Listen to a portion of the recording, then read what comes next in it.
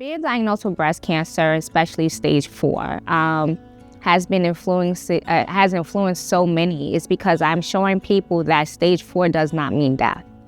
If I don't tell you that I have stage 4, you would never assume. And it's not that I don't wear it or I don't look it, it's that I choose not to allow it to define who I am. Showing them that there are days that you don't feel your best. And it's okay.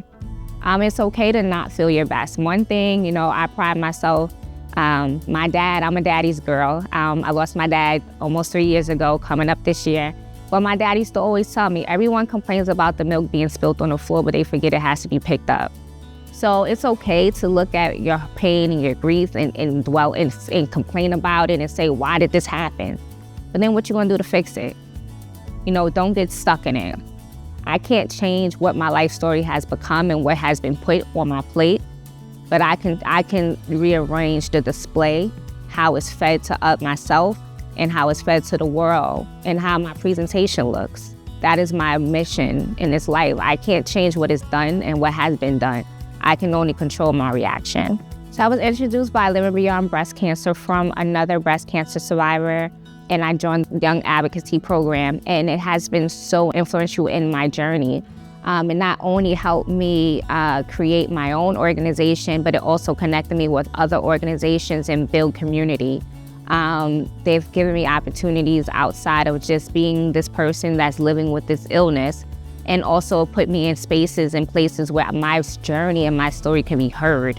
The importance of advocates being able to advocate for themselves in real life. Oftentimes this community is spoken by doctors and researchers, and they all went to school to study about what we live with. But it's very different when you speak to an actual individual living with this illness about how their experience has been, what they've been through, with their knowledge of it and how their passion for it and how it affects them. It becomes more personal, because the reality of it is that no one is exempt. I work in healthcare and I work with cancer patients every single day. Did I know that one day I will become one?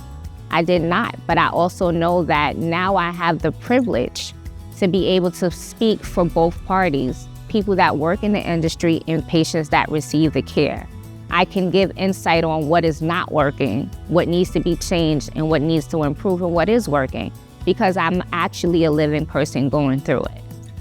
I'm real, and that, I think when you are real, it hits different, because it's not somebody trying to feed you a dream. It hits different. Like I work in with cancer patients 5 days a week. And then on Fridays, I go in the hospital and I am a patient. Not too many people can sit there and say that. And I do it not because I have to work, I do it because it's my passion.